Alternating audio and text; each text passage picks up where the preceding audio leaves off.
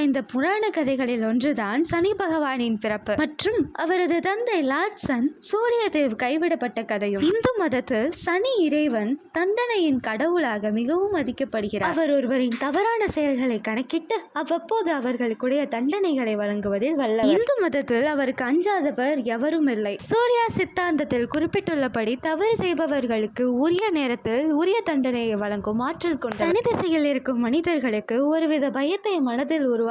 அதிலும் யாரேனும் தவறான பாதையில் செல்கிறார் என்றால் அவர்களுக்கு மரண பயத்தையே காண்பித்திடுவார். ஒரு முறை சிவபெருமானை நோக்கி சனி பகவான் கடுமையான தவம் புரிந்தார். அவர் தவத்திற்கு பிரதிபலனாக சிவபெருமான் ஒரு வரம் அளித்தார். மனிதரின் தவறுகளுக்கு ஏற்ப தண்டனைகளும் அவர்களின் நல்ல செயலுக்கு வெகுமதியும் தரும் வரத்தை வழங்கினார். அதே போன்று கடவுளுக்கும் அசுரர்களுக்கும் தேவர்களுக்கும் ஏற்ப தண்டனையையும் பரிசையும் வழங்க சனி பகவானால் முடியும். ஒருவரின் தீய செயலுக்கு தண்டனை கொடுக்கும் வரத்தை இவ்வளவு கடுமையான தவம் இருந்து பிடிவாதமாக சிவனிடம் வாங்கியதற்கு முக்கிய காரணம் அவர் தந்தை சூரியதேவ் தான். அவர் தந்தையின் தவறான செயல்களுக்கு சனி பகவான் பலியானார். இதனால் கோபம் கொண்ட சனி இந்த வரத்தை சிவனிடமிருந்து பெற்றார். தேவி சாயாப் தான் சூரிய பகவானின் மனைவி ஆவார். சனி பகவான் கர்ப்பத்தில் இருந்தபோது அவர் சிவபெருமான் மீது தீவிர பக்தியில் இருந்தார். தன் உடல் பொருள் ஆவி என அனைத்தையும் சிவபெருமானையே நினைத்து கொண்டிருந்ததால் அவர் தன் ஆரோக்கியத்தை சிந்திக்க தவறிவிட்டார். இதனால் அவரின் ஆரோக்கியம் மோசமடைந்தது.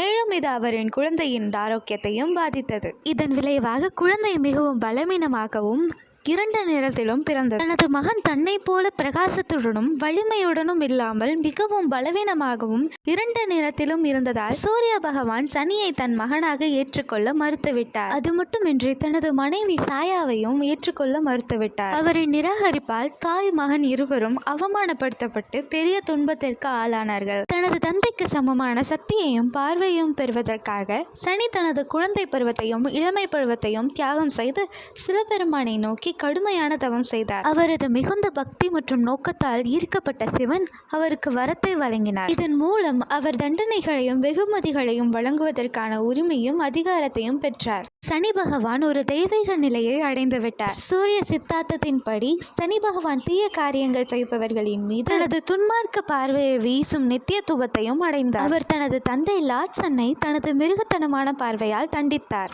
வஞ்சகம் மற்றும் துரோகம் செய்பவர்கள், பாவங்களை பற்றி பயப்படாதவர்கள், மற்றவர்களின் பொருட்களுக்கு ஆசைப்படுபவர்கள், மற்றவர்களின் வாழ்க்கையை கெடுப்பவர்கள் என யாரும் சனி பகவானிடம் இருந்து தப்ப முடியாது. அவர்களின் தவறுகளுக்கு ஏற்ப தண்டனை கண்டிப்பாக அவர்களுக்கு கிடைத்தே தீரும். சனி பகவானின் கடுமையான பிடியிலிருந்து தப்பிக்க ஹனுமனை வழிபட கூறுவார்கள்.